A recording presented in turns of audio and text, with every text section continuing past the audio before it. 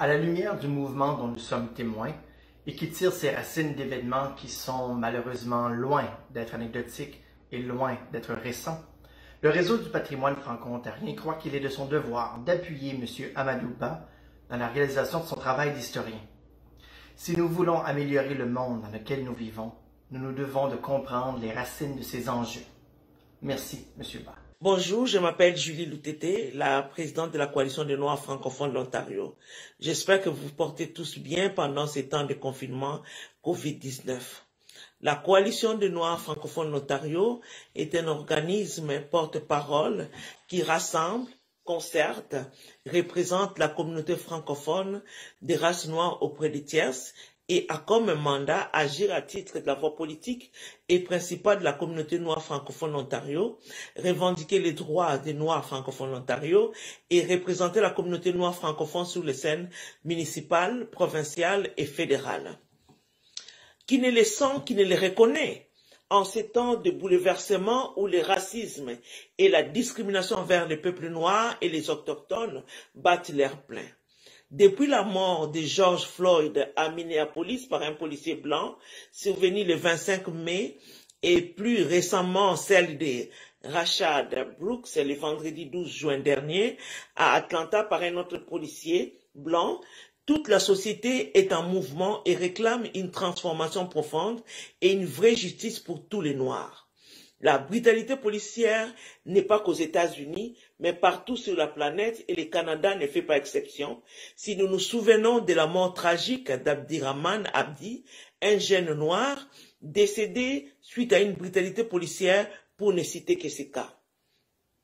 Tous, on a la légitime préoccupation des actions concrètes gouvernementales pour mettre en place des politiques éclairées afin de permettre à ces deux peuples, et aux Noirs notamment, de vivre en toute sécurité et en toute équité partout où ils se trouvent.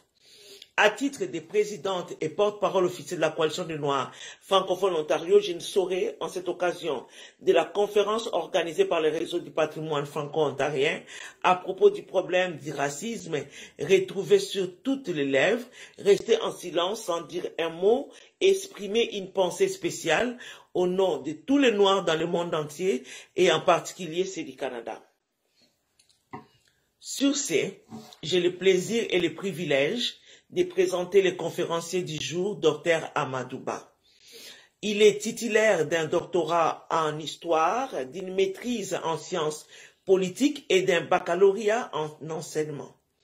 Présentement, il enseigne l'histoire de l'Afrique à l'université Nipissing à North Bay. Il donne aussi des cours à l'école des sciences de l'éducation et au département des sciences politiques à l'université Laurentienne à Sudbury.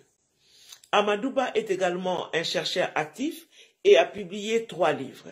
L'histoire oubliée de la contribution des esclaves et soldats noirs à l'édification du Canada. Les militaires ouest-africains dans la conquête et la colonisation de Madagascar. Et quelle valeur transmettre aux jeunes du XXIe siècle. Il est aussi l'auteur de plusieurs articles dans des revues scientifiques et universitaires au Canada, en France et au Sénégal.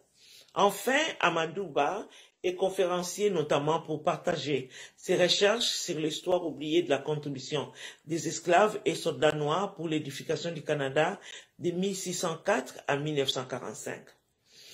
Il était ambassadeur du mois du patrimoine en Ontario français 2020 sous le thème « Les contributions des personnes noires francophones au patrimoine franco-ontarien ». Je passe la parole à M. Amadou Ba. Bonjour à tout le monde, bonjour à tous et à toutes. J'ai le plaisir aujourd'hui de vous présenter cette conférence intitulée donc les origines du racisme anti-noir, sa propagation dans le monde et les solutions pour y faire face.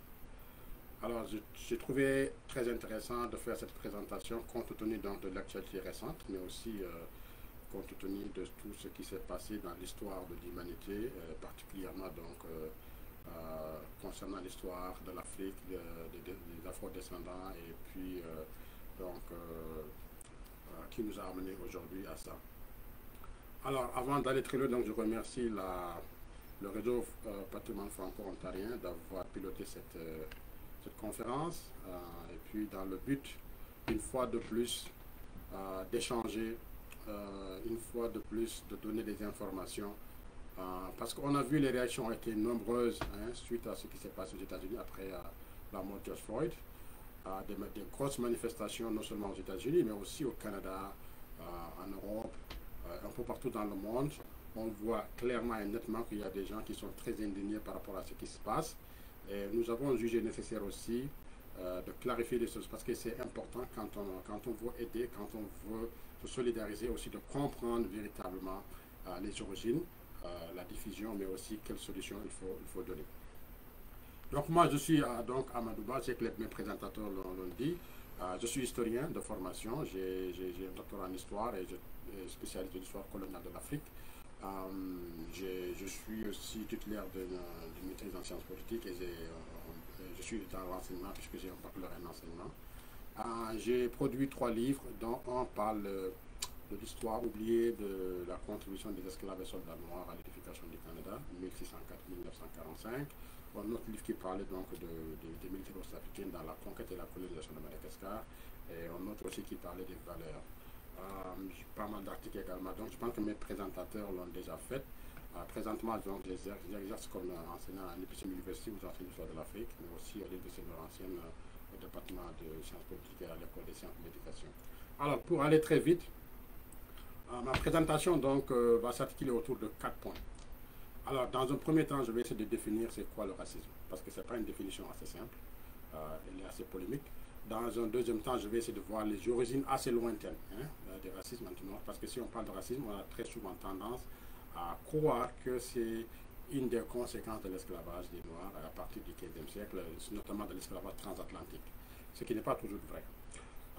Ensuite, en troisième temps, je vais essayer de voir comment le racisme anti-noir, effectivement, s'est diffusé, se propager dans le monde, y compris en Afrique, donc un peu partout dans le monde. Et finalement, après avoir fait ces 3 choses, je vais essayer de voir les solutions possibles pour qu'ensemble on puisse donc vaincre ce mal têtu, plusieurs fois millénaire, comme j'ai l'habitude de le dire. Donc nous allons essayer d'abord de donner une définition assez primaire et idéologique du racisme. Alors donc, quand je parle de racisme, c'est un phénomène global. Ça ne veut pas dire que ce sont seulement les Noirs qui sont victimes de racisme. Les Noirs le sont, mais aussi à d'autres peuples. On a vu les Juifs, on a vu...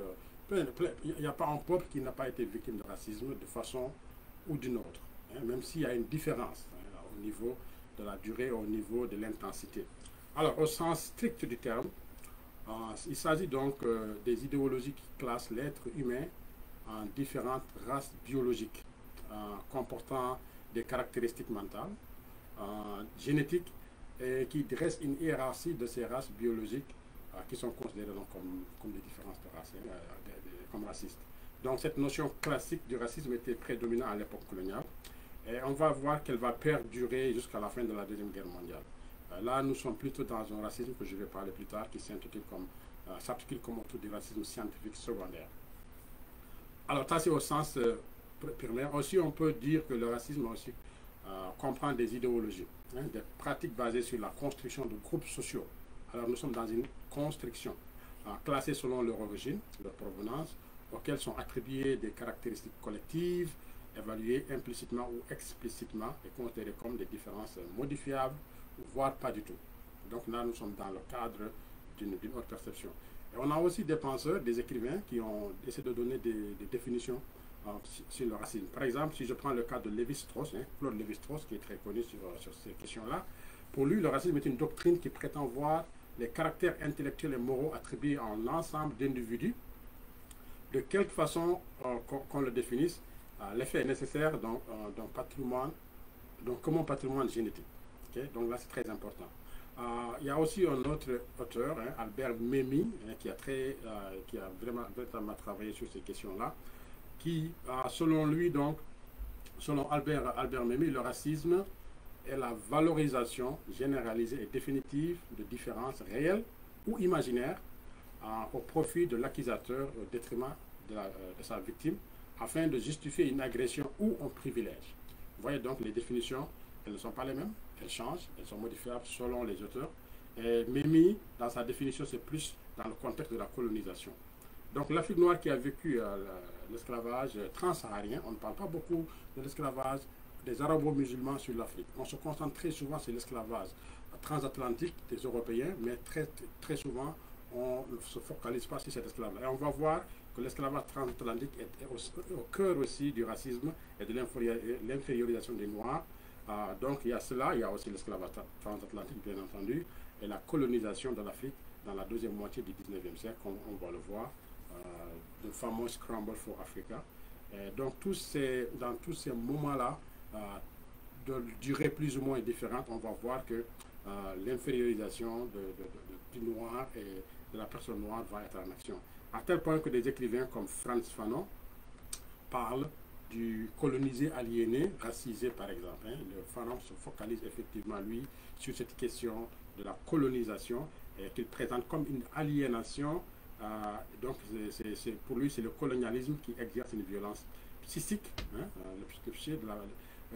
son discours, le colonisé par exemple. Donc on sait très bien que la colonisation ne peut pas se faire sans un certain nombre de stratégies, un certain nombre de travail à la fois mental, donc psychologique. Donc le fait d'avoir présenté le colonisé comme un lait, bête, paresseux, avec une sexualité maladive, etc., c'est des choses qu'on peut retrouver aussi dans les ouvrages de l'époque. Donc Fanon pense qu'un discours hautement raciste, donc d'une violence extrême, et malheureusement, donc, Fanon pense que le colonisé a intériorisé ces discours-là de stigmatisation et le sentiment d'être inférieur. Donc il a fini par se mépriser lui-même, mépriser sa culture et son peuple. Mais ce que dit Fanon n'est pas nouveau, puisqu'on va le retrouver dès les premiers moments de contact entre les grands empires africains au Moyen-Âge avec l'expansion musulmane.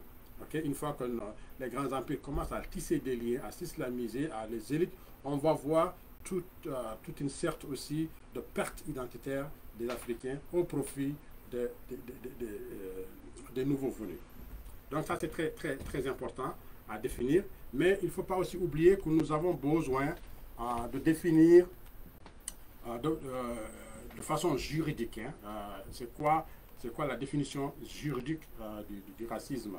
Donc, si on se penche sur la pratique juridique, on peut dire que c'est un concept de discrimination raciale, tout simplement, qui est entendu donc comme un traitement inégal, une remarque ou un acte de violence commis dans l'intention de rabaisser une personne sur la base de son apparence physique, sur la base de son apparence ou à une ethnie, ou à une nationalité, ou à une religion. Donc cette définition juridique ne concerne pas effectivement que les Noirs, mais les Noirs aussi font partie de cette définition-là, comme on va le voir. Donc on va voir ici que le racisme aussi peut avoir d'autres définitions, et il y a plusieurs types. Les premières donc victimes de cette définition juridique, comme j'ai dit, à la fois que ce soit dans les religions ou dans le racisme scientifique, ou les seconds, on va voir que les Noirs sont véritablement touchés. Donc le racisme n'est pas seulement une idéologie, c'est pas seulement une théorie, c'est pas seulement une opinion préjugée, c'est aussi une relation sociale de domination. C'est un rapport de force qui se justifie en faisant appel à la nature, comme on va le voir au XVIIIe siècle, même avant le XVIIIe siècle, avec de grands philosophes arabes du Moyen-Âge, des gens comme Ibn Khaldun, qui ont convoqué la nature, on va y revenir, mais aussi à la science, et surtout, comme je vais le voir dans ma première partie, aux religions. Les religions ont très souvent été instrumentalisées dans le but d'inférioriser, ou bien dans toutes les formes d'oppression et de domination. On va voir que l'être humain a souvent utilisé la religion. Donc la haine et l'hostilité ne définissent pas donc à elles seules l'affect du racisme. Donc en même temps que le racisme s'exprime par le mépris, le dégoût, on va voir aussi qu'il existait aussi des sentiments d'admiration, par exemple, quand on lit des auteurs anciens comme Gobineau, une certaine fascination. Par exemple, on juge un groupe humain inférieur par l'intelligence, par le goût du travail, par exemple, mais on va lui reconnaître en même temps des aptitudes pour la musique, pour la danse, pour le sport, pour la gaieté naturelle, et même parfois des performances sexuelles. Je n'invente rien, vous pouvez trouver ça dans les livres de l'époque. Donc le racisme anti-noir s'inscrit donc dans cette logique-là. Des gens comme Gobineau parlaient de son admiration désespérée pour certaines civilisations qui glorifiaient. Donc, admiration désespérée pour des civilisations qui glorifiaient. Vous voyez donc toute cette nuance, cette contradiction dans ce type de racisme de l'époque. Autre chose aussi qu'il faut préciser, c'est que nous sommes aussi très souvent en face d'un racisme sournois. C'est une violence inouïe mais dont on ne parle pas. Ce n'est pas qu'il s'exprime de façon visible, c'est dans les rapports humains qu'il se déroule. C'est un racisme caché, beaucoup plus subtil, hein, et je vais aussi y revenir. Donc si le racisme physique est visible, hein, on le sait, et qu'il a beaucoup reculé, donc tel n'est pas le cas pour le racisme sournois. C'est un délit dans les lois, oui, mais c'est une réalité dans les faits qui existe encore aujourd'hui. C'est une réalité occultée parce qu'on se dissimule dans les sentiments, les intentions, dans un but malveillant. Donc c'est un racisme caché, hein, comme je dis, hypocrite. Il exclut le racisé en silence et le discrimine à l'emploi et le fait sentir minable, hein, d'une certaine façon. Donc c'est ce qui se passe de plus en plus dans le monde, notamment contre, donc on a vu les Noirs aux États-Unis, ce qui se passe, mais aussi un peu ailleurs, hein, en Europe et dans certaines régions, y compris aussi en Afrique, où il y a aussi ces questions de racisme qui s'expriment d'autres façons, mais dont on n'a pas très souvent l'habitude d'aborder. Donc, ça, comme on le voit, il y a toute cette définition, pas très simple, pas très facile, mais qui est assez polémique et qui est globale, qui est large. Alors, on doit aussi comprendre que moi, je distingue trois types de racisme. Le premier, c'est le primaire. Hein. C'est un racisme de préjugés, hein, de barrières, basé sur l'ignorance, par exemple. Je ne connais pas l'autre, j'ai entendu dire, j'ai entendu ça, ou bien je pense, et puis je pense que c'est vrai. Mais ce racisme-là, on va voir qu'il va changer une fois que les gens se connaissent. Et c'est un racisme planétaire, hein, c'est pas simplement de telle ou telle région. Ça, on est dans les préjugés. Et je vous donne une anecdote aussi. Pendant les premiers contacts entre l'Afrique et l'Europe au XVe siècle, dans le royaume du Congo, donc dans l'actuel Angola sur le bord de l'Atlantique, quand le premier navire portugais est arrivé, les pêcheurs qui étaient là, ils ont fui parce qu'ils n'ont jamais vu une personne de peau différente. Vous voyez, donc c'est une réaction de peur. Mais une fois que les populations se connaissent, établissent des relations, la peur, elle saute, par exemple. Ça, c'est un. Le deuxième type de racisme, c'est un racisme scientifique. Et lui, il est très grave. Et puis, c'est un racisme construit par les Européens au 19e siècle dans la mouvance de l'impérialisme. Vous savez très bien qu'au 19e siècle, hein, l'Amérique du Nord, l'Amérique latine, une bonne partie de l'Asie, mais est colonisée. Et l'Afrique, ça va être dans la deuxième moitié du 19e siècle par ce qu'on appelle de Scramble for Africa, qui va commencer véritablement en 1875 quand le roi Léopold II du Congo va créer un royaume en cœur de l'Afrique au Congo qui va appeler le royaume de Léopold II au Congo, qui va être repris par les Belges en 1908. Donc, après, il va y avoir la conférence de Berlin en 1884-85 jusqu'à la fin, pratiquement la Première Guerre mondiale, et puis l'Afrique est totalement dominée. Mais cette domination, elle s'exprime aussi sur la base de l'infériorisation des Noirs et de la supériorisation des nouveaux venus, des Européens par exemple. Et ce racisme, il a été poussé à l'extrême, hein, comme on va le voir. Il va aussi se retourner un peu contre les nations européennes. Elle va arriver à la race aérienne et tout ce qui s'est passé à la première, surtout à la Deuxième Guerre mondiale. Et après la Deuxième Guerre mondiale, ce racisme n'existe pratiquement pas parce que la science va démontrer une fois de plus qu'il n'existe pas. Et puis, le racisme va s'adapter, va devenir un racisme culturel. Hein. Et ça, je vais y revenir parce que c'est pratiquement dans les années 1960, avec la reconstruction, l'arrivée des immigrants, notamment originaires des colonies, qu'on va voir que ce racisme aussi va s'exprimer. Et dans tous ces types de racisme, donc, comme j'ai dit, les Noirs sont touchés. Il y a aussi des formes, hein, des dimensions qui sont différentes. Par exemple, on parle de racisme institutionnel. Alors, c'est quoi un racisme institutionnel? C'est un racisme donc, qui sert à nommer un phénomène caractérisé par le fait que la législation promouvant l'égalité entre les citoyens, ceux donc ici des minorités sont souvent désavantagés. On va arriver dans un pays, les lois sont claires, établies, mais en même temps, on voit clairement que ceux ici des minorités sont touchés, sont désavantagés. Ils subissent par exemple le plus souvent les échecs scolaires, ils sont arrêtés plus par la police, par le profilage racial, ils sont moins bien logés, ils sont en moins bonne santé, et en nommant donc le phénomène, on peut essayer d'en trouver des mécanismes. Donc ça, c'est un racisme institutionnalisé dans les institutions. Hein. Par exemple, le profilage racial, quand la police fait ça aux États-Unis, on voit ce qui se passe. Alors, je continue donc. Il y a aussi ce qu'on appelle le racisme structurel ou systémique. Hein. On en parle beaucoup, surtout au Canada. On voit les débats. On parle beaucoup de racisme systémique. C'est quoi le racisme systémique? C'est un racisme donc, qui fait la référence à des discriminations récurrentes, renforcées par les inégalités de pouvoir et de statut qui sont inscrits dans l'organisation sociale. Bien que souvent faites par des individus, puisque les facteurs sociologiques tels que la norme sociale où la position sociale, l'autorité, les privilèges vont influer. Ça va jouer. Donc c'est un racisme systémique. Mais racisme, c'est racisme, hein. Qu'il soit systémique, institutionnel, c'est pas quelque chose de positif, c'est du racisme. Donc, mais on essaie de faire les distinctions. Alors nous avons aussi ce qu'on appelle le racisme interpersonnel, hein, dans les relations entre les individus. Il peut se produire dans une grande variété de lieux ou être communiqué par une gamme d'attitudes et d'actions. Donc ces actions et attitudes peuvent inclure à la fois des actes d'exclusion sociale, la stigmatisation, le traitement injuste ou des menaces ou le harcèlement. Donc ça aussi comprend la distanciation, hein, et la stigmatisation, les croyances sur l'infériorité. C'est pourquoi le fait d'avoir infériorisé les Noirs, ça a apporté un gros préjudice. De différents groupes peuvent conduire donc à des épisodes de comportement non verbal ou verbal qui communiquent l'exclusion. Hein. Par exemple, refuser de sourire à quelqu'un, hein, ou bien se retrouver seul dans une foule, hein, au milieu des gens.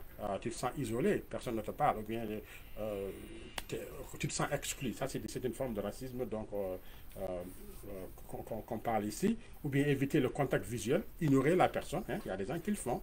Ce n'est pas simplement dans le contexte du racisme, c'est dans le contexte aussi des relations humaines, mais on le voit très souvent aussi quand il s'agit du racisme, notamment du racisme anti-noir. Les demandes de participation ou le rejet, s'éloigner physiquement de la personne ciblée, détourner les demandes d'aide ou manquer de respect, par exemple, les insultes, les expressions non verbales, le dégoût. Vous voyez, les désapprobations, toutes sortes de choses rentrent dans ce type-là. En fait, nous avons ensuite, le dernier, c'est internalisé. C'est une forme d'oppression intériorisée.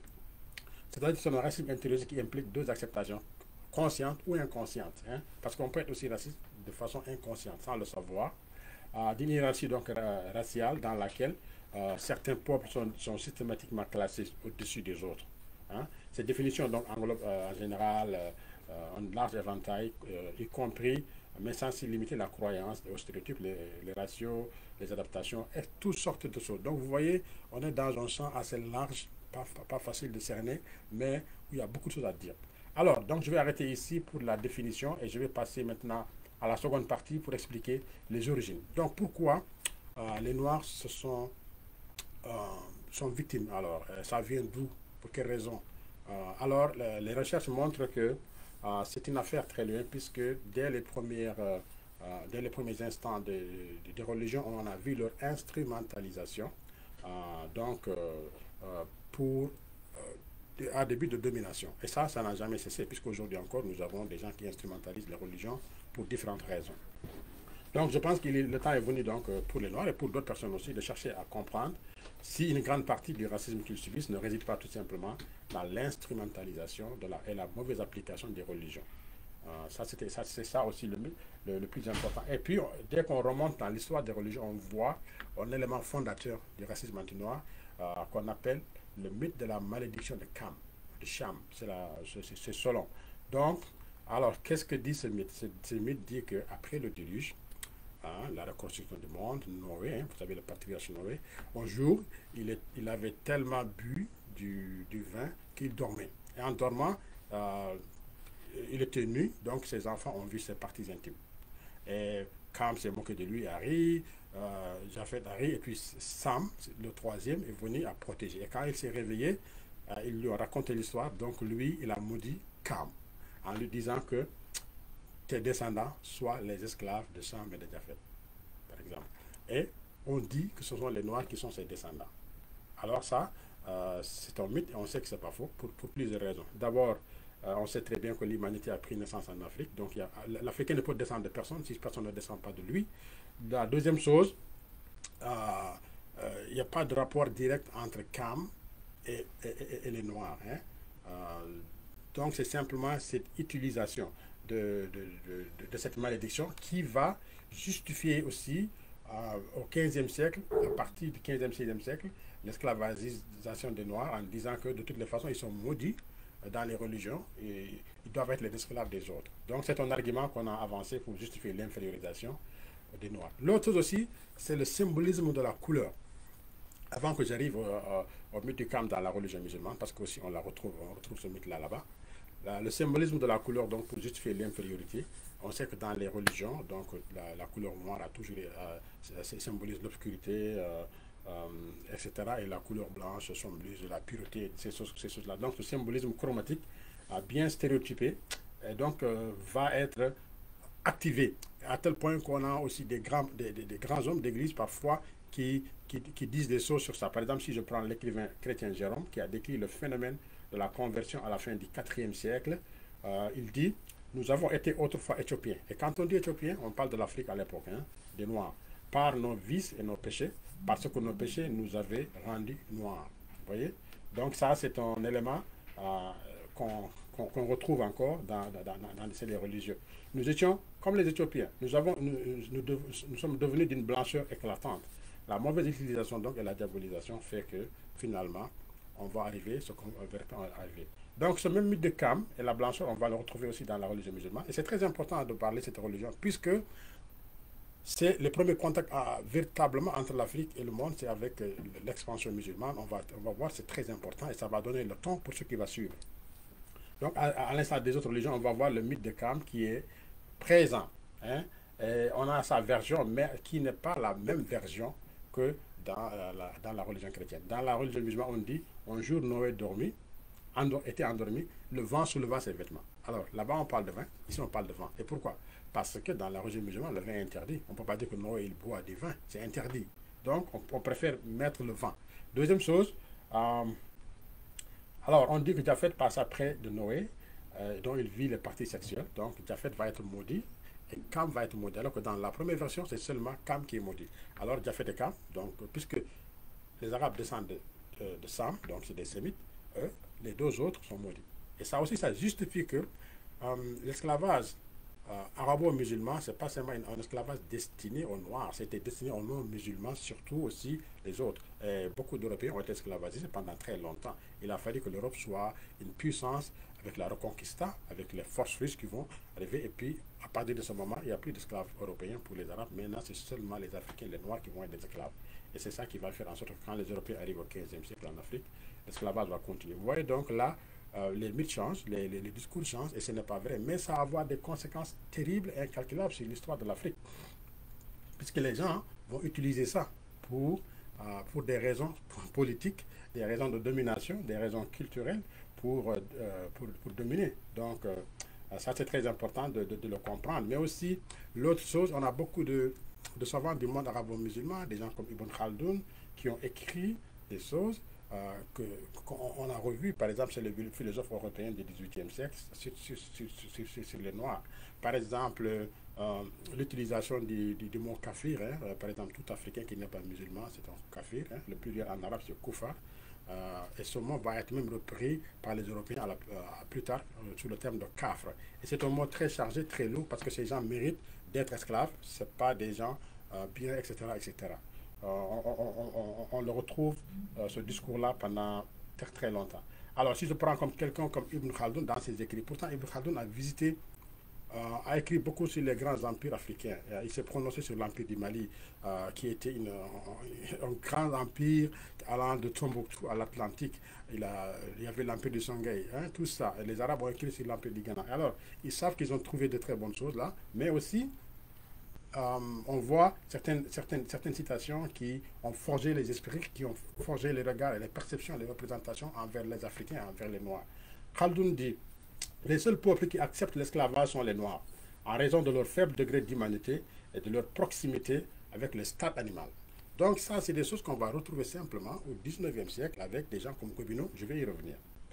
Et il n'est pas le seul Khaldoun, hein, il y en a d'autres, hein, comme par exemple, au XIVe siècle, on a un autre philosophe aussi qui dit: y a-t-il quelque chose de plus vil que les esclaves noirs, de moins bon et plus mauvais qu'eux, par exemple. Des choses comme ça qu'on retrouve. Et la perception aussi de l'Afrique au Moyen-Âge, hein, les représentations des Orientaux et des Européens à cette époque-là, qui va être un élément très très important qui joue. Donc la perception du noir est par les plus grands intellectuels du monde musulman et aussi plus tard par les Européens, va façonner les esprits, va façonner les identités. Et plus grave encore, il faut comprendre aussi que l'arrivée des religions a joué dans la destruction, hein, des savoirs et des croyances. Hein, parce que une religion qui arrive, elle apporte au nationalisme, elle apporte des idées, elle apporte des cultures qui sont peut-être différentes. Hein. Et très souvent, ce qui était en Afrique a été considéré comme bida, comme haram, ou bien comme du paganisme par les Européens. Donc ça, c'est le noir fut déclaré maudit. Hein. Pas que les religions le maudit. La religion ne maudit personne. C'est les gens qui, une fois de plus, je veux être clair, préciser que choses qu'ils veulent instrumentaliser. Et aujourd'hui encore, on a des gens qui instrumentalisent la religion. Et dernièrement, quand le président des États-Unis, après les manifestations de Floride, il a fait une de ses sorties, il avait la Bible à la main. On sait ce que cela veut dire, on sait à qui il s'adresse, et on sait aussi ces genres de choses, ce que cela signifie. Donc, le plus qu'on utilise la religion, et le plus on va voir que l'infériorisation est à la fois acceptée par les autres, mais aussi les Noirs aussi, ils vont l'intérioriser, l'accepter de façon inconsciente, finalement. Donc ça, c'est un élément très important. Mais ça, j'aimerais le préciser parce que les Arabo-musulmans qui ont conquis l'Afrique, qui ont islamisé, ils ont inspiré donc les Européens. C'est pour cela que au XVe siècle, quand les Européens arrivent, hein, en l'occurrence les Portugais qui débarquent, 1444, ils sont pratiquement sur le fleuve Sénégal, Gambie, à 1448, ils sont au Congo. Hein. Alors ces Portugais, ils vont remarquer, voire réaliser que l'esclavage existe entre Africains, parce que l'esclavage transarien est ici. Mais ce n'était pas un esclavage africain. L'esclavage est rentré en Afrique, surtout avec le commerce transarien, avec l'océan Indien, mais parce que l'esclavage a toujours existé dans l'histoire de l'humanité. Hein. Dans les peuples orientaux, il y avait beaucoup d'esclaves. D'ailleurs, le mot esclave, c'est slave, ça vient pas de l'Afrique, ça. On le sait très bien. Donc, les Portugais vont le faire, les Hollandais, les Français, les Anglais, etc., etc. Parce que c'était aussi la mentalité de l'époque, c'était toléré. Hein. Et là encore, au 15e, 16e siècle, pendant cette période de transatlantique de l'esclavage, certains vont recourir aussi à l'Église hein, pour légitimer. À la fois même... avec les massacres des Indiens en Amérique, hein, on a la fameuse controverse de Valladolid, hein, qui est bien connue, hein, qui fait en sorte que l'Église accepte, mais soit le pape qui était là était corrompu, ou bien les gens ont menti sur lui, ont écrit des choses, mais on le voit quand même dans les livres, et ça date des années 1550-1551.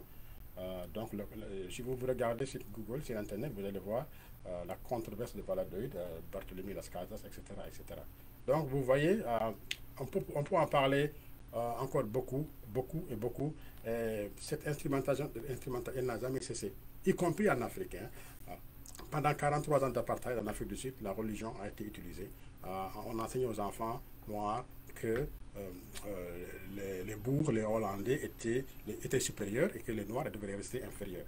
Pendant la colonisation, les missionnaires qui sont venus, qui sont emmenés par les colonisateurs, ils ont enseigné le mythe de la malédiction de Kham aux jeunes.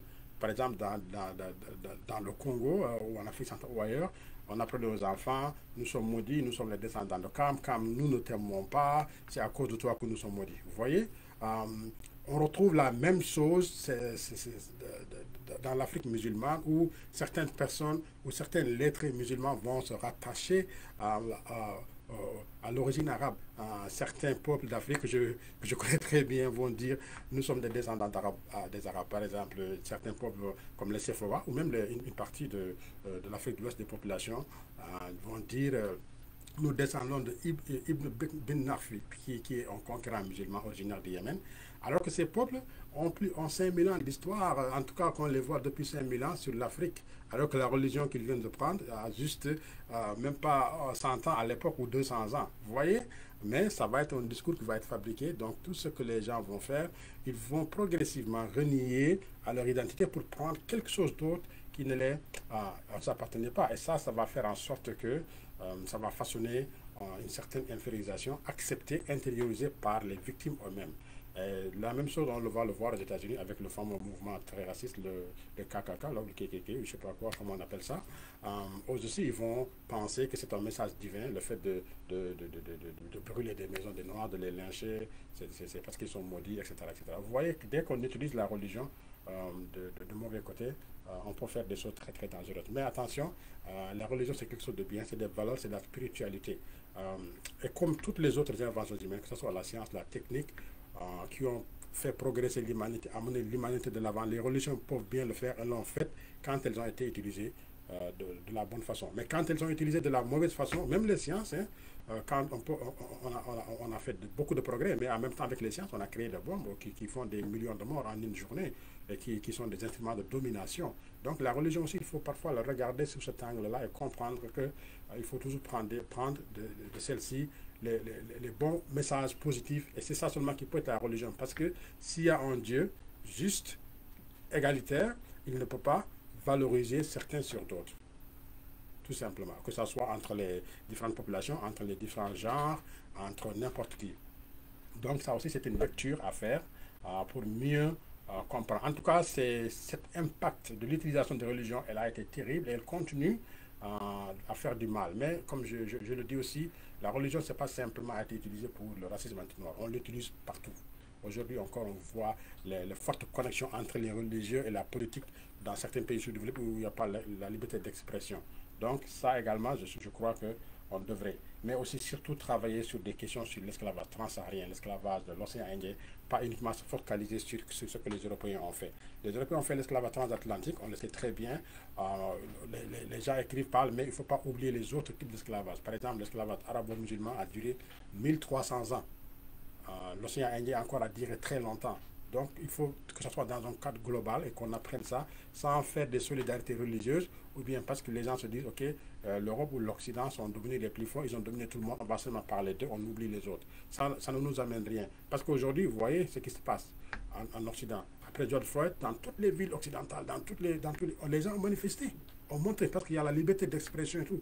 Mais tous les jours, les jeunes qu'on lynche dans les pays maghreb ou arabo-musulmans, dans le Golfe, il n'y a pas de réaction parce que ce n'est pas des débats que les gens mènent très souvent. Et c'est très important de faire ce déclic-là pour que, y compris à l'intérieur de l'Afrique aussi, parce que c'est un racisme aussi qui s'exprime entre ethnies, entre différences, etc., en Afrique. Donc ça c'est très important si on ne fait pas attention donc, avec les religions. Donc, comme vous le voyez, c'est à cause de ça, finalement, que les religions ont été utilisées pour justifier. Et maintenant, on va arriver dans la diffusion. La diffusion, donc, elle s'est faite, comme j'ai dit, à travers l'esclavage arabo-musulman, l'esclavage des Noirs dans l'océan Indien, et puis transatlantique. Quand je dis océan musulman, par exemple, l'expansion musulmane allait de la Chine à l'Atlantique, par exemple. Un monde très vaste. Aujourd'hui, on a 2 milliards de musulmans. Imaginez, pendant 13 siècles, si le noir a été vu comme esclave inférieur, ça a façonné des gens. Ça c'est rentré dans les ADN, y compris de ces gens-là aussi, qui sont victimes.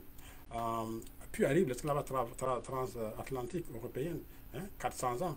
Donc, toute cette histoire, l'océan Indien. Donc, toute une partie du monde a été touchée par cette image de noirs esclaves dévalorisés à cause de l'esclavage, des différents types d'esclavage. Ça, c'est un. De deux, si on retourne, par exemple, au XVIIIe siècle, on voit, par exemple, là commence la hiérarchisation des races. Des naturalistes européens, par exemple, vont créer ce qu'on appelle la race. Par exemple, aujourd'hui, si vous faites un petit sondage dans l'opinion publique et vous posez la question de savoir quelles sont les différentes races, je suis sûr qu'à 99% les gens vont vous dire « Ah, il y a 3 ou 4 races. » Ils vont vous citer les blancs, les noirs, les jaunes, etc. etc. Et ceci, c'est faux. La race humaine, il n'y a qu'une race humaine avec des traits physiques qui sont différents. Une race. Alors que c'est les animaux, on a différents types de races. Le chameau n'est pas de la même race que le cheval. Le chat et le chien ne sont pas de la même race. Il ne peut pas se croiser, il ne peut pas se multiplier. Les êtres humains, ce n'est pas le cas. Donc, les êtres humains sont dans une seule et unique race. Donc ça, c'est des choses aussi qu'on n'a pas l'habitude de donner comme information aux jeunes dans les écoles, de les enseigner, de leur dire. Donc là, on est dans une logique qu'il y a des races. Et encore plus grave, certains même, non seulement ils pensent qu'il y a des races, mais ils pensent qu'elles sont inégales. Non seulement elles existent, mais elles sont inégales. Il y en a qui sont au-dessus des autres. Donc c'est ça qui fait que aussi, dans cette classification, les Noirs vont se retrouver au bout de l'échelle. Alors, si on questionne quels sont ces penseurs qui ont fait ça, tantôt dans le monde arabo-musulman, j'ai parlé des gens comme Khaldoun, mais il n'est pas le seul. Quand on arrive dans le monde européen, on va voir des gens comme Buffon, c'est un Français, un naturaliste, comme son nom, c'est un Buffon, je crois. Il y a aussi Linné. Linné aussi, ils font une représentation, une différenciation. Alors, dans la représentation des Européens, des naturalistes européens, le noir forme le chaînon manquant entre l'homme et l'animal. Donc, juste après le noir, c'est le singe. Et c'est pour cela aujourd'hui encore, dans les stades européens, pendant les matchs de football, donc de soccer ou ailleurs dans le monde, les gens crient en imitant le singe pour s'attaquer au noir, pour le rappeler, ah ok, vous gars êtes là, vous n'êtes pas loin des singes. Parce que c'est un racisme aussi qui s'est exprimé de cette façon-là. Okay? Et au 19e siècle, on va plus loin, non seulement en validant ce qui a été dit en hiérarchisant ces races, mais aussi on va s'appuyer sur l'anthropométrie, la craniométrie, donc les représentations de ce courant, par exemple, encore une fois de plus, si je prends l'histoire de la France, en tant que francophone, c'est là où je lis le plus, mais aussi c'est valable pour d'autres nations européennes. Si je prends Paul Broca, c'est un de ces gens-là, ou bien même l'allemand Blumenbach, par exemple. Et il y a aussi des gens comme Darwin, avec sa théorie des races, qui va être utilisée, d'autres qui vont arriver plus tard, le comte de Gobineau, Vacher-Lapousse, Hamon, etc., etc. Et ces gens ont écrit, et leurs écrits ont été diffusés, ont été enseignés, ont façonné les esprits.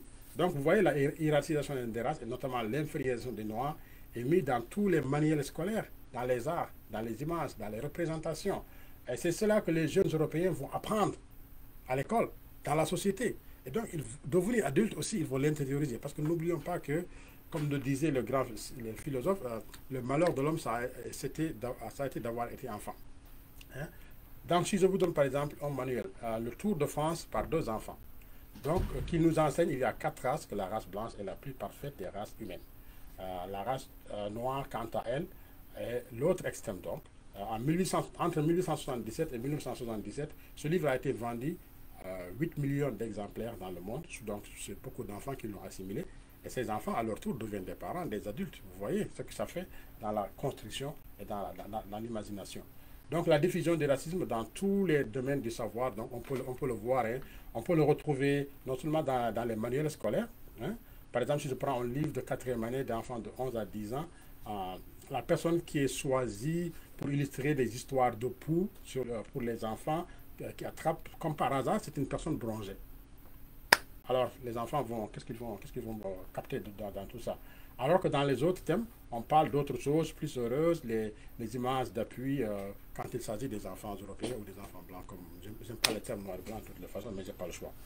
Cette pratique, donc, on retrouve dans tous les domaines du savoir européen depuis des siècles, est sans doute une des premières raisons qui explique que les jeunes européens ou occidentaux, d'autres jeunes aussi, y compris en Afrique une fois de plus, sont distants envers les Noirs, ceux qui ne le ressemblent pas. Donc c'est assimilé, c'est intériorisé. Donc la personne noire apparaît dans le savoir donc pour servir d'illustration négative. Quand on cherche des exemples sur la souffrance de ce monde, etc., sur les viols, la famille, etc. Et aujourd'hui encore, l'Afrique illustre bien ça. On médiatise beaucoup l'Afrique quand il s'agit des guerres, des maladies. Quand il y a des événements très très positifs, on n'entend pas très souvent. Et donc on est toujours dans cette logique depuis très longtemps de montrer un côté et de faire taire l'autre côté. Alors nous avons aussi la littérature. Si je prends par exemple un roman qui s'appelle « À l'ombre du mal » de Leonard Menmelik, qui représente le noir plein de mutations, en pleine phase de bonification grâce à la présence salvatrice des Européens. Donc, dans le roman, il y a une belle citation qui dit « J'ai oublié ma ruse natale depuis que les Blancs sont venus dans ce pays. J'aime les Blancs, j'aime leur justice. Les Noirs n'avaient pas de justice avant leur arrivée. » Donc, ça, c'est l'acte 2, scène 4. Alors, est-ce que cet auteur connaît la charte Mandé, le Kouroukou Fouga, par exemple? En 1236, Soundiata Keïta, fondateur de l'Empire du Mali, a créé une charte qui stipule, comment on appelle ça, régularise toute une société, à la fois sur le plan politique, économique, juridique et culturel. La charte des Mandés, vous pouvez la retrouver. Aujourd'hui, c'est un document de l'UNESCO, patrimoine mondial de l'UNESCO. Donc, c'est beaucoup plus ancien que la Déclaration des droits de l'homme de 1948, plus ancien que la Déclaration des droits de l'homme en France en 1789, et plus loin que tout. Mais c'est des choses, on ne va pas les retrouver dans l'enseignement, on va voir l'exact contraire. Là aussi, ça façonne les esprits, à la fois des racisés, infériorisés, mais aussi de choses qu'on veut valoriser. Et ça va finalement continuer comme ça et devenir vrai. Si on retourne au siècle des Lumières européens, des grands écrivains comme Voltaire, que nous avons pratiquement tous lus par leurs œuvres magistrales, mais quand il s'agit de parler des Noirs de l'Afrique, on va voir ils sont des gens de leur époque. Par exemple, dans son livre intitulé « Essai sur les mœurs et l'esprit des nations » en 1756, au chapitre 2, Donc là, il parle des différentes races et d'hommes.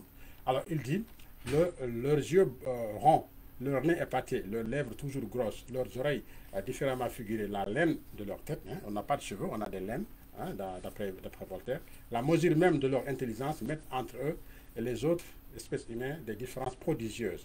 Et ce qui démontre qu'ils ne doivent point à cette différence à leur climat, c'est que les nègres et les négresses transportés dans les pays les plus froids, ils produisent toujours des animaux de leur espèce, ce que les mulâtres ne sont qu'une race bâtarde d'un noir et d'une blanche. Vous voyez, même quand il s'agit d'un enfant entre une noire, on ne parle pas de métis, on parle de mulâtre. Mulâtre qui vient de mule, donc animalisé. Vous voyez, même le concept, les mots, le vocabulaire qu'on utilise, c'est dénigrant, c'est dégradant, et ça façonne les mentalités, ça façonne les esprits, ça façonne les représentations, les regards. Et c'est ça aussi, progressivement, qu'on est arrivé à où nous sommes. Et si je cite un autre comme Montesquieu, qui a écrit un magnifique livre, L'Esprit des lois, que nous connaissons tous, qu'on a lu et relu en tant que francophones, qui avons fait nos études dans un système français et qui avons aimé ce système-là. Mais Montesquieu, qu'est-ce qu'il dit quand il s'agit de nous, quand il parle de nous? Il dit, on ne peut pas se mettre dans l'Esprit de Dieu, qui est un être très sage, et mis une âme, surtout une âme bonne, dans le corps, dans un corps tout noir. Il est impossible que nous supposions que ces gens-là soient des hommes. Parce que si nous le supposions des hommes, on commencerait à croire que nous ne sommes pas nous-mêmes des chrétiens. L'Esprit des lois, 1745. Alors là, on se pose des questions. Ces gens-là, est-ce qu'ils le disent seulement parce que c'est des gens de leur époque qui ne savent pas ce qu'ils disent, ou bien est-ce qu'ils ont été financés par des lobbies impérialistes qui visent à dominer, qui leur demandent, on ne sait pas. Mais en tout cas, voici des choses. Et ce n'est pas seulement ces gens-là. Si je prends l'exemple de Kant, Emmanuel Kant, 1724-1804, Kant dit la nature a doté le nègre d'Afrique deux consentiments qui ne s'élèvent au-dessus de la niaiserie. Les Noirs sont aussi bavards qu'il faut les séparer et les disperser à coups de bâton. C'est peut-être pour cette raison que l'administration coloniale a toujours été répressive à coups de bâton contre les colonisés en Afrique. Et jusqu'à aujourd'hui encore, nos policiers ont repris ce système. Ils sont tellement féroces envers leur population. Vous vous rendez compte jusqu'où ça peut aller? Alors, mais tout ça, c'est des constructions. Et Lord Macaulay, qui est un Britannique, va le dire clairement, et je vais le citer. Il dit, j'ai voyagé à travers l'Afrique. Je n'ai jamais vu de mendiants ni de voleurs. J'ai vu des personnes de haute valeur morale et je pense que nous ne pouvons pas conquérir ce pays à moins que nous ne brisions, effacions la colonne vertébrale de cette nation qui est sa spiritualité et son héritage culturel. Par conséquent, je propose que l'on remplace son ancien système éducatif et culturel. Ainsi, quand les Africains penseront que ce qui vient de l'étranger, en particulier de l'Angleterre, est meilleur que ce qu'ils croyaient, ils perdront l'estime de soi, leur culture et deviendront ce que nous voulons qu'ils soient, à savoir une véritable nation dominée. Vous voyez, donc pour dominer, pour trouver des stratégies. Et quelles stratégies? Écrire, diffuser des idées, occuper les esprits. Et c'est l'occupation des esprits aujourd'hui qui fait qu'on est dans cette logique. Beaucoup de personnes qui pensent que soit ils sont supérieurs, d'autres qui pensent oui, on est inférieur. Donc on est dans cette logique-là. Et donc Lord Macaulay a prononcé ce discours au Parlement britannique le 2 février 1835. Donc on voit très bien à quel point ça a été détruit. Et c'est à cela que je donne raison aussi à Chancellor Williams dans son ouvrage The Destruction of Black Civilization, la destruction totale. Les civilisations africaines ont été détruites à la fois par les Arabo-musulmans et les Européens avec l'utilisation, avec une volonté donc de conquête. Les empires africains ont complètement été détruits. On ne parle pas aujourd'hui de l'Afrique, de ces grands empires, le Ghana, le Mali, le Songé, le Kanem-Bornou, le Bénin, le Moro-Motapa, le Congo, des empires qui ont rayonné. Et l'Afrique au Moyen-Âge, c'était un continent prospère, contrairement à ce que l'on croit. Donc, l'autre chose donc, que je veux préciser, c'est que l'enseignement dans les colonies et la fabrication des Africains complexés. Alors, nos parents, nos grands-parents ont appris à l'école que leurs ancêtres étaient les Gaulois. Et c'est ça qu'ils croyaient. C'est ça qu'ils apprennent à l'école. Si je prends l'exemple des missionnaires qui ont été recrutés par les colonisateurs, au Congo, je l'ai souligné, le rôle qu'ils jouent. Et puis les missionnaires ont toujours fait comprendre que pour être un bon chrétien, il faut être misérable, pauvre, accepter d'être dominé, et que la vérité, c'est avec le Dieu et les Blancs, etc., etc. Donc ça façonne aussi une fois de plus. Donc vous voyez que ce n'est pas une affaire très simple, et qu'elle vient de un peu partout, que c'est un racisme donc qui qui a occupé les esprits pendant très longtemps et qui continue encore d'occuper les esprits. Et durant la colonisation, on va revenir à ce qu'on appelle les 3 C, hein, la colonisation, la christianisation et la civilisation. Hein. Donc civiliser les Africains sauvages qui n'ont pas de culture, alors qu'on ne peut pas dire que l'Afrique n'a pas de culture. Depuis l'Antiquité, on a vu des grands royaumes, au Moyen-Âge des grands empires. L'Afrique a été dominée parce qu'elle n'était pas armée, mais elle avait des civilisations. Donc la colonisation, c'est dominer, et puis la christianisation, c'est détruire, mais aussi l'islamisation, c'est détruire les croyances, les traditions et les religions africaines pour mettre à la place quelque chose de nouveau. Et c'est pour cela aussi que l'Africain a perdu progressivement son identité. Les Africains d'aujourd'hui sont à la quête d'une identité. On n'a pas une identité africaine qui unit les Africains. Et ça aussi, ça joue beaucoup dans le besoin de s'unir, de créer une nation, de fédérer et d'aller de l'avant. Donc ça aussi, ça fait que on a un problème à ce niveau-là. Donc vous voyez que le racisme s'est déversé partout dans le monde, à travers soit les religions, soit l'esclavage, les esclavages, soit la colonisation. Et aujourd'hui aussi, avec tout ce qui se passe, on sait très bien que l'Afrique n'est pas indépendante, hein, le néocolonialisme, les chefs d'État africains qui sont des collaborateurs. Hein. Et très récemment aussi, un autre phénomène qui a accentué le racisme, c'est le 11 septembre, hein, avec ce qui s'est passé. Maintenant, le racisme de peur surgit, revient de nouveau. Et aussi, il ne faut pas oublier les nouvelles technologies. Aujourd'hui, les gens se mettent derrière le clavier, disent des choses, parfois sans être punis. Donc, ça aussi, ça alimente le racisme. Et ce n'est pas seulement destiné aux Noirs, mais ils sont très souvent concernés par ce type de racisme-là. Un autre élément très important que j'ai oublié de mentionner, c'est la criminalisation du corps noir, notamment dans les Amériques, hein, surtout en Amérique du Nord aussi. Vous savez qu'après l'esclavage aboli dans l'Empire britannique en 1833, donc les Noirs vont aller chercher et refusent, par exemple, ici au Canada. Mais on va les appeler des fugitifs, ce qui est une connotation criminelle. Fugitif, c'est quelqu'un qui a fait un crime, qu'on cherche, et puis on va le mettre en prison. Et on mettait ça dans les journaux, dans les affiches, on les traquait avec des chiens. Et donc tous ces gens qui les voyaient venir pensaient qu'ils avaient affaire à des criminels. Et l'image donc, le noir cesse d'être une propriété, une chose, il va devenir le criminel.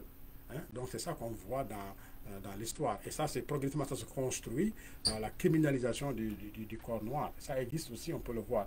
Mais l'autre chose aussi, il faut comprendre que aujourd'hui, ça s'exprime surtout dans les cinémas, dans la littérature.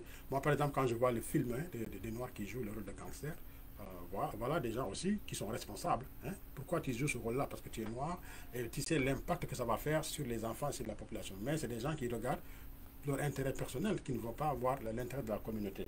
Et, le fait d'avoir joué ces films, donc ça, je trouve que ça joue beaucoup dans la construction. Et aujourd'hui, on est dans cette logique-là. Dans le monde occidental, ça bouge beaucoup plus parce qu'il y a la liberté d'expression, il y a des associations, il y a des mouvements.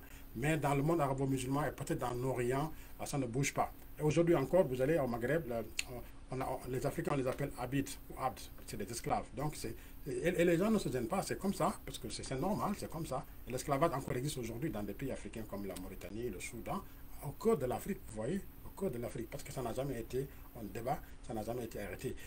Et l'esclavage arabo-musulman qui a commencé dès le 8e, 9e siècle, a continué. L'Arabie Saoudite a aboli en 1965 seulement l'esclavage.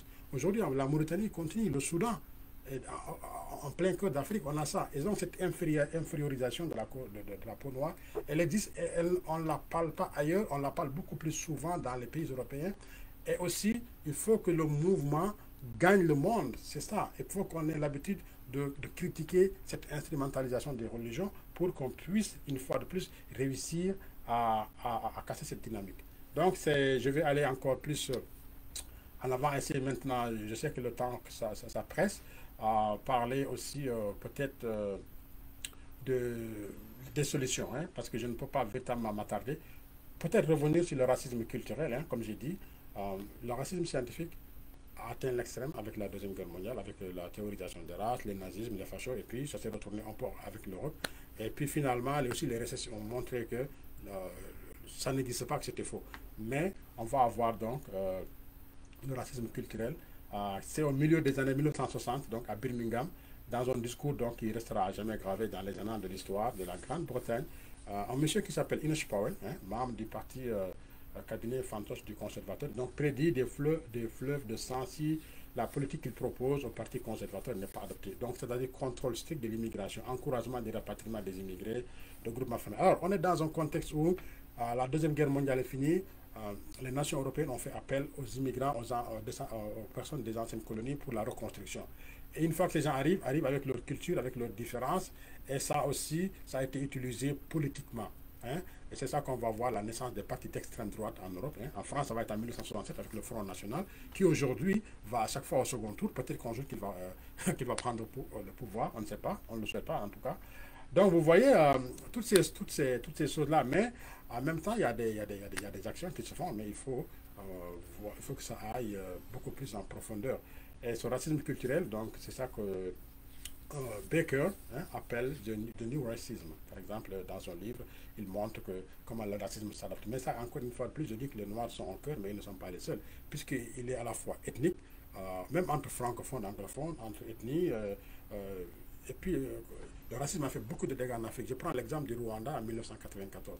Alors, le Rwanda était une colonie allemande. Les Allemands vont perdre le Rwanda en 1914. Les Belges vont reprendre ça. Et ils vont continuer avec cette théorisation des races, mettant les Hutus inférieurs aux Tutsis, parce que, par exemple, c'est des peuples qui sont différents physiquement. Certains sont des traits beaucoup plus fins, couleurs beaucoup plus... Et puis, ils vont les favoriser. Et les autres, après l'indépendance, ils vont être frustrés. Ça va être un des éléments qui va causer le génocide rwandais avec plus de 1 million de morts en 1994. Donc, ne pensons pas seulement que ce racisme-là s'exprime en dehors de l'Afrique, il est aussi plein en Afrique, là, au cœur de l'Afrique. Donc, ce qui manque aujourd'hui aussi, c'est à l'Afrique, je pense peut-être ce qu'on appelle les radical thinkers, hein, des gens qui osent s'attaquer aux vrais problèmes, sans passer, utiliser langue de bois et puis essayer de changer la situation. On en a eu, hein, il y a eu des gens qui sont levés. Nous avons les Thomas Sankara, nous avons les Patrice Lumumba, les Kwame Nkrumah, les Nelson Mandela, beaucoup de personnes. Mais à chaque fois aussi, c'est des gens qui ont été systématiquement éliminés par la complicité d'enfants d'Afrique à l'intérieur de l'Afrique qui ont voulu penser à eux-mêmes et l'intérêt donc des néocolonialistes. Donc là encore, tant que l'Afrique ne règle pas ce problème, on n'est pas sorti de l'infériorisation de l'homme noir et surtout pas du tout sorti donc du racisme qui est en train de revenir en force. Alors, je pense que je vais arrêter la troisième partie ici et vite fait, je vais essayer de parler de solutions. Alors, pour les solutions, je pense que la première que je vois, que je détecte, c'est l'éducation. Alors, parce que parmi les mécanismes de diffusion, on a vu que ça a été aussi quelque chose qui a été appris. Donc, tout ce qu'on construit, pour le déconstruire, il faut passer par l'éducation. Et on doit se rappeler de cette belle citation de Nelson Mandela qui disait « L'éducation est l'arme la plus puissante qu'on puisse utiliser pour changer le monde. » Donc, si on veut changer le monde, excusez-moi, on doit donc miser sur l'éducation. L'éducation est encore et toujours première des nécessités, parce que le savoir, il ôte la force à la haine. L'éducation reste le meilleur antidote face aux menaces qui guettent la société. Donc ça, c'est très important. Nous qui évoluons dans le monde de l'éducation, nous savons comment c'est important de créer une jeunesse des jeunes pour en faire de futurs citoyens équilibrés, inclusifs, si on donne les messages, les bons messages qu'il faut. Donc face au racisme anti-noir qui dure depuis si longtemps et qui fait autant de mal, je pense que l'issue de secours dans l'éducation est une des clés, parce que seule l'éducation délivre l'individu des tiroirs identitaires pour rattacher au genre humain. Donc cette éducation, c'est pas seulement doit être destinée à ceux qui victimes, mais aussi à ceux qui pensent être supérieurs. Aux autres aussi, ils n'ont pas la bonne information. Ils ont besoin aussi d'avoir des mises à jour, comme aussi ceux qui se pensent inférieurs, acceptent leur infériorisation, doivent aussi être éduqués sur ce côté-là. Et il y a aussi Angela Merkel, récemment, qui a fait une sortie. Elle a simplement dit qu'il faut vaincre l'ignorance, en fait, carrément, et des deux côtés, je crois. Mais elle a beaucoup insisté sur le côté européen. Et voici ce qu'elle dit. Elle dit « Abattez les murs de l'ignorance et de l'étroitesse d'esprit ». Alors, dans sa citation, elle dit encore « Nous devons plus que jamais penser et agir de manière multilatérale et non unilatérale, de façon globale et non nationale, être ouvert au monde plutôt qu'enfermé dans un superbe isolement. » Donc, elle pense qu'il y a un isolationnisme là qui se passe, c'est surtout les gens qui se pensent supérieurs. Et Merkel, ce n'est pas n'importe qui dans le monde d'aujourd'hui, on la connaît très bien pour son attachement aux valeurs, une forte personnalité. Quand elle dit ça, je crois que c'est très significatif de ce qu'on veut. L'autre chose aussi, cette éducation doit être réel en Afrique. Les Africains doivent s'approprier de l'éducation, en faire la clé de voûte, la bonne éducation, la bonne information. Et je prends l'exemple des Chinois qui ont aussi été victimes de racisme pendant très longtemps, y compris ici au Canada, hein, la construction du chemin de fer trans-pacifique, ils étaient moins payés. On dit qu'à chaque kilomètre le long de ce chemin de fer, il y a un cadavre chinois. Alors, mais aujourd'hui, voyons, la Chine est devenue très forte, hein, économiquement, militairement et politiquement. Et donc, on voit de moins en moins de racisme envers les Chinois. Ils sont respectés. Et je pense que ce qui s'est passé avec George Floyd ne se passera jamais si c'était avec un Chinois. Et ça ne serait pas la même chose. Et la Chine allait réagir. Donc, tant aussi que l'Afrique n'a pas, au niveau de développement économique, politique, militaire et tout, et une union, une fédération, qu'on ne s'étonne pas de cette infériorisation des Noirs et donc des Africains et des Noirs de façon générale, parce qu'il y a beaucoup de gens qui le subissent simplement, parce que même aux États-Unis ou ailleurs, des fois quand ils sont victimes, on dirait que go back to Africa, rentre chez toi en Afrique. Donc, vous voyez, ces choses-là. Donc, l'Afrique a besoin, et les autres aussi ont besoin, de ce que Nguni wa Chongo appelait decolonizing the mind. Hein, et on doit décoloniser les esprits. Aujourd'hui en Afrique, le colonisateur n'est pas là, il est parti, mais les esprits sont occupés. Il faut qu'on l'accepte, il faut qu'on le dise. De vrai, mettre les choses sur carte sur table. Qu'est-ce qu'il faut faire pour avancer les choses? De l'autre côté aussi, les gens qui ont toujours pensé que les Africains sont inférieurs, ils vont se revenir sur terre, comprendre que personne n'est inférieur à personne, c'est des constructions. Il n'y a pas un seul enfant qui est né sur cette terre et qui est venu raciste. C'est des constructions, c'est des fabrications. Maintenant, pour les construire, il y a plusieurs mécanismes, soit les religions, soit l'écrit, soit plusieurs types de stratégies que j'ai essayé de montrer dans ma présentation. Donc ça, c'est très important. Et il y a beaucoup de livres qu'on peut lire hein, pour y arriver. Je ne peux pas tout mentionner ici. Donc l'Afrique a besoin qu'on change de discours envers elle. Les Noirs ont besoin qu'on change de perception envers eux. La couleur noire aussi a besoin d'être utilisée de façon plus positive. Moi, je me dis quand, par exemple, on rend négatif tout ce qui est noir. Ok, dans la mesure où on dit, il y a des gens qui sont des noirs, oui, ils sont des noirs. Et dans cette même logique, on va diaboliser tout ce qui est noir. Journée noire, magie noire, tout ce qui est mauvais. Alors qu'on peut prendre des synonymes, moi je ne dirais pas, je vais dire simplement une journée obscure, une journée sombre. Pourquoi? Hein? Ou bien tu vas voir des livres en gros titres pour des livres pour des enfants de maternelle jardin. J'ai peur du noir. Mais l'enfant, il ne peut pas savoir quel noir tu parles. Parles-tu de noir humain ou parles-tu de noir d'obscurité? Mais Marc, j'ai peur de l'obscurité. Voilà des choses qu'on voit hein, et puis qu'on n'aborde pas, on ne traite pas et qui devraient être traitées. Donc aussi, il faut reconnaître les torts du passé. Hein.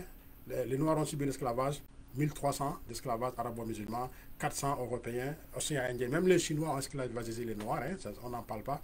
Mais personne ne fait des réparations. Parce que c'est les Noirs, c'est correct.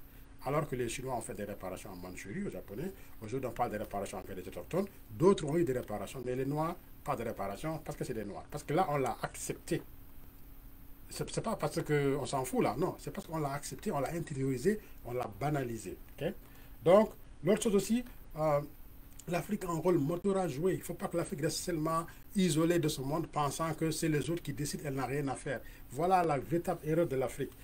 Je vois aujourd'hui un manque de connexion entre la diaspora et l'Afrique. Hein. L'Afrique n'est pas connectée avec la diaspora. Plus de 300 millions d'Africains sont dans la diaspora. Pas de connexion. Ils ont des choses à apporter. Ils peuvent rentrer, ils peuvent investir, ils peuvent apporter des choses. Hein. Pourquoi on ne fait pas cette connexion? Ce que des pays comme la Chine, comme l'Inde ont fait pour décoller. Si l'Afrique veut décoller, il faut qu'elle prenne ça au sens large pour y arriver. À construire une identité sans oublier notre passé, hein, parce que on a besoin de quelque chose aussi qui fait une identité. Parce que l'Afrique, comme je dis, ces États minuscules, là, Sénégal, Guinée-Bissau, je ne sais pas, Cap-Vert ou Malawi, qui ne représentent même pas 0,01% de l'économie mondiale, ça ne peut rien amener l'Afrique. L'Afrique qui doit aller de l'avant, c'est une Afrique unie, économiquement, politiquement, et qui va avoir une puissance, qui va parler sur la scène mondiale, qui va aller à la table du dîner, comme on dit, et puis militairement. Mais tant qu'on ne fait pas ça et que chacun pense à ses propres intérêts, nos dirigeants sont des marionnettes, le plus souvent, hein, acquis à la cause de l'ancienne puissance coloniale. Eux aussi, ils contribuent à l'infériorisation, au dénigrement et au racisme anti-noir. Donc, vous voyez, les responsabilités sont plus que partagées sur cette affaire-là. Donc, il y a un besoin de plus de solidarité hein, entre les Noirs en Afrique et puis dans la diaspora. Par exemple, quand j'ai vu les manifestations après la mort de George Floyd, par exemple, très peu de réactions en Afrique. ils ne se sentent pas concernés. Hein. Vous voyez la déconnexion qui existe entre l'Afrique et la diaspora. Hein, alors que partout dans le monde, même en Australie, il y a eu des manifestations, mais pas de manifestations en Afrique. Allez demander pourquoi, je ne comprends pas. Alors, s'ouvrir aux autres aussi, mais rester soi-même, démystifier aussi le mythe de l'extérieur qui est l'Eldorado et que l'Afrique c'est la misère. Ça, beaucoup de gens sont tombés dans ce piège-là. C'est pas vrai. Donc, on peut réussir partout. Il suffit d'y croire et de travailler très très fort. Donc, il est possible, comme je vous le dis, de vaincre le racisme. Il est bien possible de le vaincre, mais il n'est pas, c'est pas simple et ce n'est pas une fatalité. Hein. Beaucoup d'hommes et de femmes se sont battus et continuent de se battre tous les jours. Hein. On voit ce qui se passe au Canada, aux États-Unis, en France, en Allemagne, des gens qui en ont assez de voir, soit contre les Noirs, contre les Autochtones, contre n'importe qui, et qui veulent avoir une société beaucoup plus calme, paisible, mais qui n'arrivent pas parce que des fois c'est institutionnalisé, des fois c'est utilisé de certaines ou certaines façons. Donc je crois que c'est très important de poser ces choses-là. Sinon, on ne peut pas y arriver individuellement. Il n'y a aucune personne qui peut régler le racisme à lui. Donc, c'est un travail collectif. Des gens ont essayé de faire ce qu'ils ont pu. On a les Malcolm X, si on parle des Noirs aux États-Unis. On a Léonard de Pelletier, si on parle des Autochtones en Amérique du Nord, hein, qui a été emprisonné injustement. On a des gens comme Nelson Mandela, si on parle de l'Afrique. Tous ces gens-là se sont donnés. Mais c'est un travail collectif et à tous les niveaux, planétaires. Pas simplement de parler ce que les Européens ont fait, oublier ce que les autres. C'est planétaire. Et puis, que les Africains aussi comprennent qu'ils ont des responsabilités à eux aussi, parce qu'ils ne font rien. Ça aussi, c'est un problème. Donc, je crois que c'est un travail global, universel, planétaire, pour régler cette affaire-là. Sinon, on est au XXIe siècle, on retourne encore dans ces racismes très, très forts. Pour finir, je vais simplement dire que ce qui fait la richesse de notre humanité, c'est sa diversité. C'est tout. Le fait d'être différent, ça ne devrait pas poser problème. C'est tellement beau d'être différent, c'est tellement magnifique. Le monde serait tellement ennuyeux, fade, bizarre, que si tout le monde était pareil, ça n'aurait même pas de sens. Donc, cultivons ça, l'esprit que la différence est une force, l'esprit que la différence est une fierté. Et c'est ça qui nous amène de l'avant. Et que le monde sera, jusqu'à l'extinction du soleil, il sera toujours différent. Donc, ça, c'est des messages qu'on aussi pour cultiver, qu'on peut développer. Je pense que j'ai épuisé 1 heure de présentation. Je commence à ressentir un peu de fatigue aussi. Je vais arrêter ici et vous laisser quelques minutes de présentation. J'espère que vous avez réussi à bien écouter, qu'il n'y a pas eu de problème technique. Je n'ai pas vérifié parce que je préférais présenter, ensuite répondre aux questions. Donc, merci beaucoup. Et puis, si vous avez des questions, je suis à votre écoute. Ça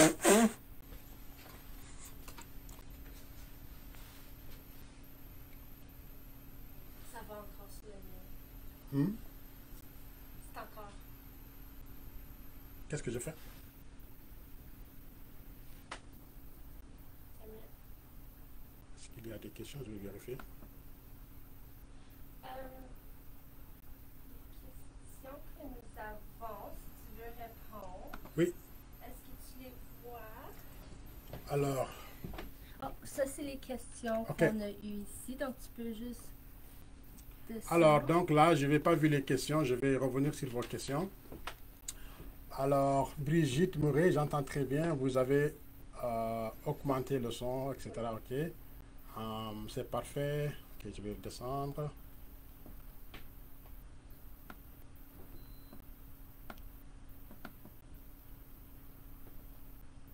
Ok, merci Kadia, merci Ibrahim Ba. À cause des Arabes, c'est pas seulement à cause, c'est à cause de l'histoire qu'on n'est pas connu, qui n'est pas connue. Je vous remercie de partager cette richesse de savoir. Je ne sais pas si. Ok, Myriel Grolot, je cherche des questions. Hein.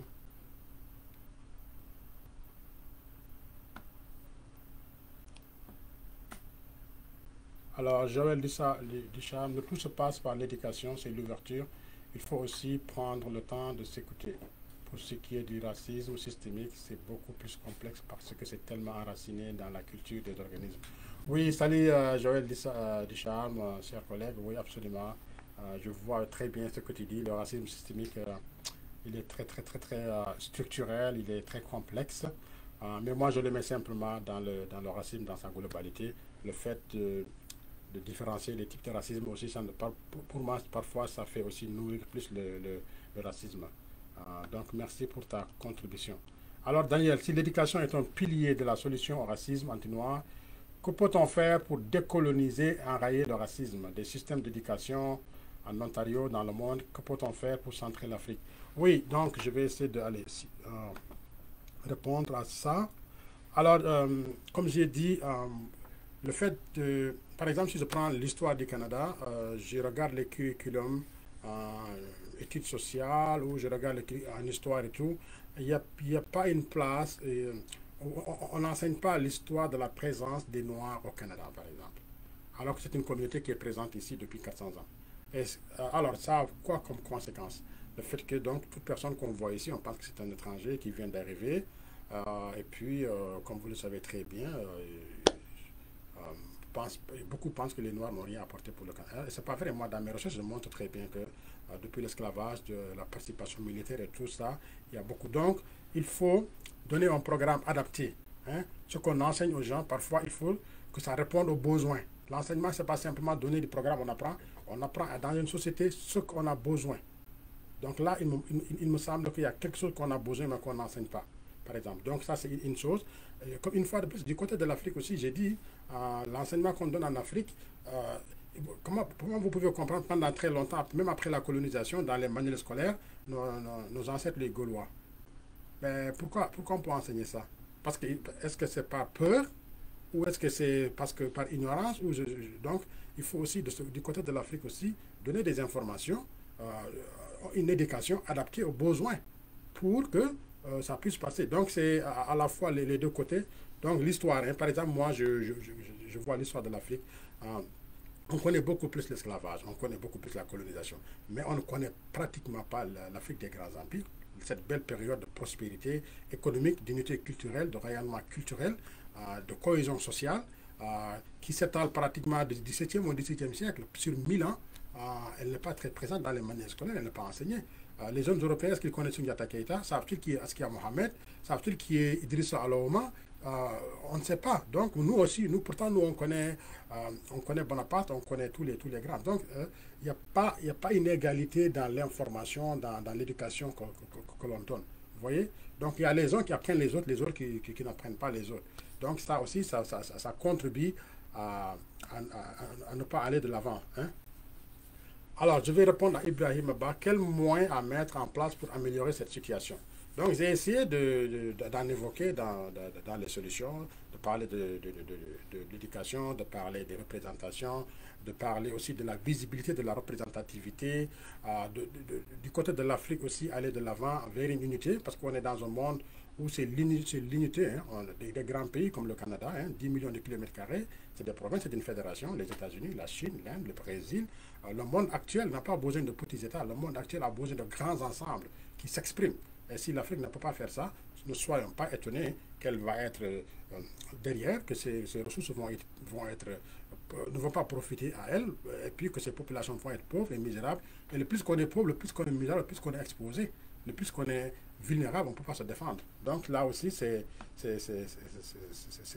très clair et net. Alors, ma soeur qui pose la question, Kadia, merci. Pourquoi les Noirs sont toujours victimes du racisme dans le monde? C'est ça que j'essaie d'expliquer. Donc, je ne sais pas si tu as suivi la conférence depuis très longtemps. Mais il n'y a pas que les Noirs seulement qui sont victimes. Hein. Il y a le racisme, beaucoup de peuples qui ont été victimes. On essaie de comprendre ici, dans cette conférence, après ce qui s'est passé aux États-Unis, on a proposé le racisme anti-noir. Mais les Juifs ont été victimes, beaucoup de peuples ont été victimes. Ici, en Amérique du Nord, on sait que les Autochtones aussi ont été victimes. Donc, ce n'est pas seulement une affaire typiquement de Noirs. C'est la conférence qu'on a orientée vers le racisme anti-noir, mais ce n'est pas seulement les Noirs qui sont victimes. Okay? Donc, c'est ça que je voulais simplement expliquer. Vous pouvez indiquer vos questions dans les commentaires et Amadouba répondra au plus grand nombre possible à la fin. Donc, c'est ça. S'il y a d'autres questions, j'attends. Je vais refaire le tour pour voir si je n'ai pas raté des questions.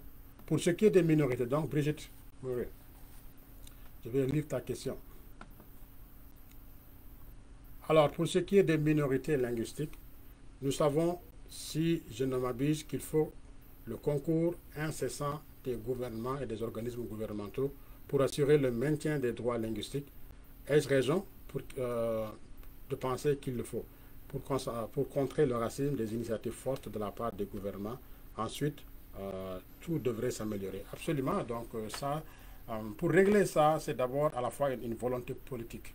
Hein, plus d'égalité, plus de justice avec des décisions claires et nettes. Mais aussi, c'est une décision de la justice. Les lois, c'est une bonne chose, mais les appliquer, c'est beaucoup plus important. Ça demande des subventions, ça demande du travail, ça demande des gens sur le terrain, ça demande de la bonne information. Effectivement, donc, je pense que tu as parfaitement raison. Et comme je dis une fois de plus, on a vu ces choses-là qui peuvent s'exprimer même entre les communautés, même ici au Canada, hein, quand on a vu ce qui se passe pour les minorités francophones dans certaines provinces du Canada, on sait très bien ce que cela veut dire. Même si on n'est pas dans le cycle classique du racisme entre populations, mais il y a quand même des gens qui pensent être majoritaires et que les minoritaires n'ont pas droit aux mêmes subventions, etc., etc. Donc, vous voyez, on peut retrouver ces choses-là. Donc, ce que je peux répondre à Brigitte, c'est qu'on a besoin de décisions politiques, de démocratie, tout simplement. On a besoin d'une justice équitable, fiable, forte, solide. On a besoin de visibilité, de représentativité, d'égalité. On a surtout besoin d'apprendre, d'enseigner, de donner les bons messages, les bonnes valeurs aux jeunes pour qu'une fois rendus adultes, ils pourront aussi à leur tour donner ce qu'ils ont appris. Donc c'est ça que je voulais. Alors Sandra, excellente présentation. On voit vraiment que le mal est très enraciné. Oui, l'éducation dans tout est indispensable. Ok, merci beaucoup. Ok, est-ce qu'il y a d'autres questions, Muriel? Alors, Muriel, comment apporter nos communautés à s'ouvrir davantage à la diversité? Très bonne question. Il y a beaucoup de travail qui se fait ici en ce moment, en tout cas au Canada, je vois. Il y a des organismes qui travaillent fort. Alors, il faut véritablement... moi, par exemple, si je prends le cas de la communauté francophone, parce que moi, je suis arrivé au Canada en tant que francophone, qui a suivi le parcours des francophones. Même arrivé en Ontario, je suis arrivé vers les francophones parce que je suis francophone. Et ça, c'est très important. Et par exemple, si je prends la communauté francophone, franco-ontarienne de l'Ontario, alors aujourd'hui, je me suis dit que elle n'est plus ce qu'elle était il y a 20 ans, 30 ans, 40 ans, 50 ans. Donc, de fait, il faut l'élargir, il faut s'ouvrir, et il faut que les gens comprennent aussi que le monde change, s'adapte. Okay? Des discours comme ça. Voir aussi les gens qui arrivent, de traiter selon leurs compétences et pas selon leurs origines. Ça pourrait aussi également être. Donc, un travail communautaire est très important pour appuyer les gens, à la fois les autochtones, les immigrants, les genrés, toutes les orientations sexuelles, tout. En fait, c'est un travail commun, fort, qui va permettre d'arriver à une stabilité, à une paix sociale, à une cohésion sociale. Alors, je vais passer à Sandra. Comment rendre accessible cette histoire des grands empires? Comment rétablir le passé glorieux? Très bonne question. Hein? Il faut tout simplement... Il faut l'apprendre. Je pense que ceux qui n'ont pas eu la chance de faire l'histoire de l'Afrique. Moi, j'ai commencé mes études à l'Université de Dakar au Sénégal, par exemple. Très tôt, j'ai commencé des cours sur le Moyen-Âge africain. Hein? Je sais que l'Afrique a eu des grands empires. Mais tout le monde n'a pas eu cette chance-là. Mais il faut qu'on apprenne cette histoire-là. Il faut l'écrire aussi. Hein? Moi, je m'intéresse aussi à des recherches. Dans mes recherches, j'écris beaucoup sur l'Afrique des grands empires. À ce moment, je mène beaucoup de recherches sur une période de 1000 ans de prospérité économique, d'unité politique, de cohésion sociale et de rayonnement culturel en Afrique. Et j'examine les grands empires africains. Je parle de l'empire du Ghana, hein, du 7e au 12e siècle, pratiquement l'empire du Mali qui a suivi, le Songhai, tout ça c'est en Afrique de l'Ouest, dans la même région.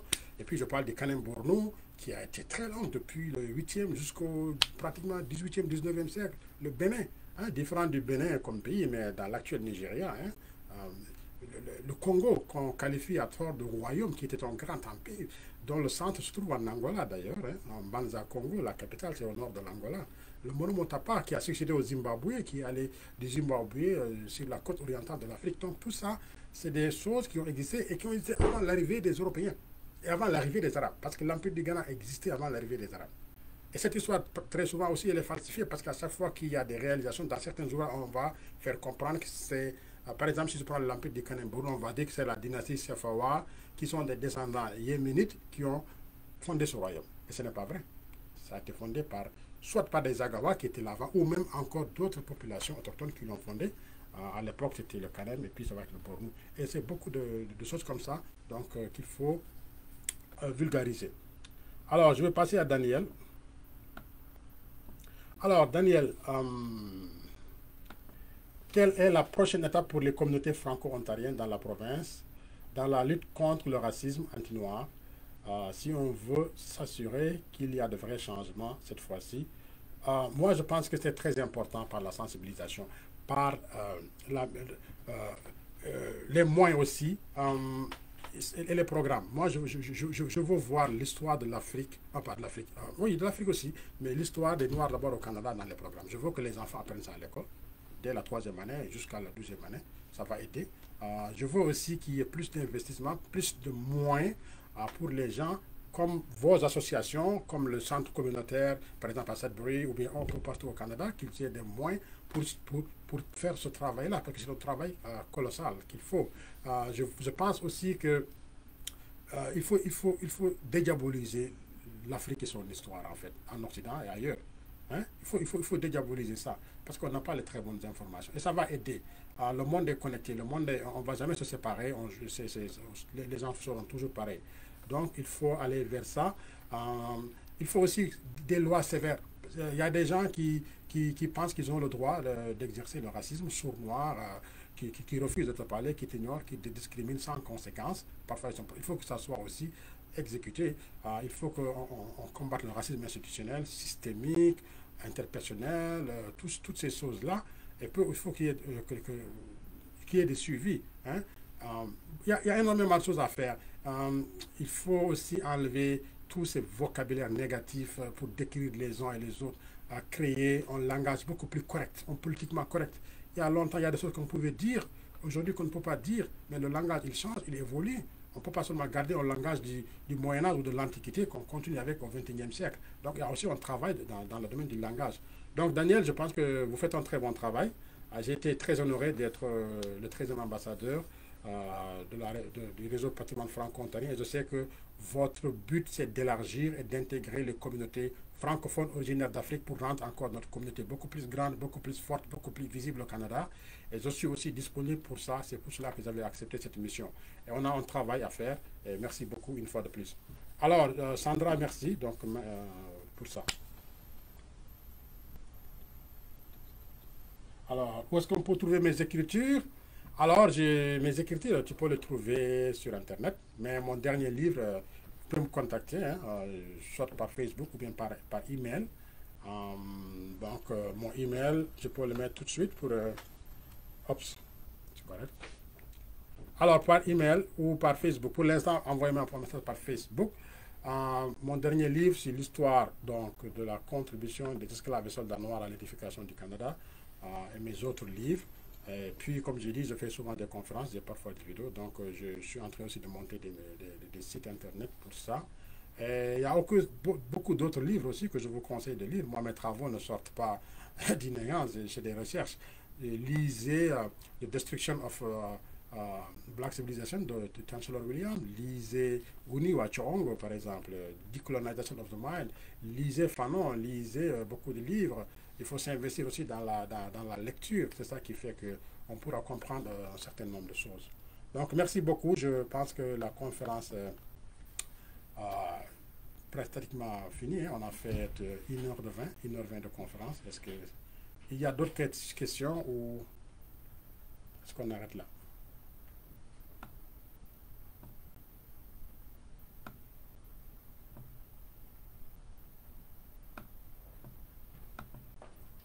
Ok, donc, une question? Ok. Je vais encore voir s'il n'y a pas d'autres questions. Bon.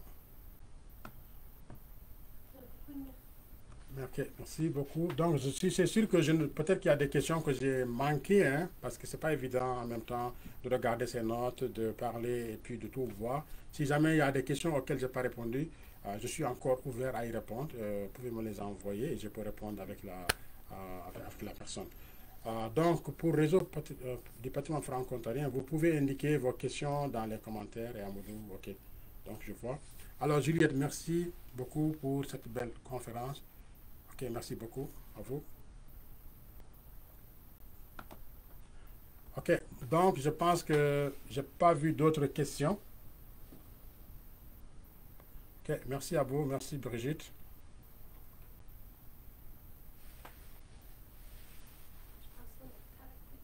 Ok, merci, donc je dois quitter le live et en vous disant merci, et puis c'était pas un sujet très très facile de parler du racisme, hein, surtout encore de parler du racisme anti-noir, mais que je pense qu'on n'a pas le choix que d'occuper le terrain, que de parler. Et on a vu les fortes mobilisations sans distinction d'origine, de peuple, de tout ça, que tout le monde était ensemble. Et c'est dans cette logique-là aussi qu'il faut continuer. Il faut aussi faire le même travail pour les autres communautés, pour les autochtones, pour tous ceux qui sont victimes, pour toutes les communautés, tous les groupes sociaux qui ont besoin de cela. Hein. Donc, je pense que c'est très important. C'est comme ça qu'on pourra aller de l'avant. Donc, merci beaucoup. Et puis, ça a été un plaisir pour moi de faire cette conférence. Merci au réseau du patrimoine franco-ontarien de m'avoir fait confiance et puis de me donner l'occasion de partager mes recherches. J'essaie de dire ce que je pense sur le sujet. Je sais qu'il y a encore beaucoup de choses à dire et que tout ce que je dis, peut-être il y en a qui ne seront pas d'accord et c'est correct, mais j'ai quand même pu poser le débat et discuter avec ceux qui ont voulu échanger avec moi. Merci beaucoup et à la prochaine. Au revoir.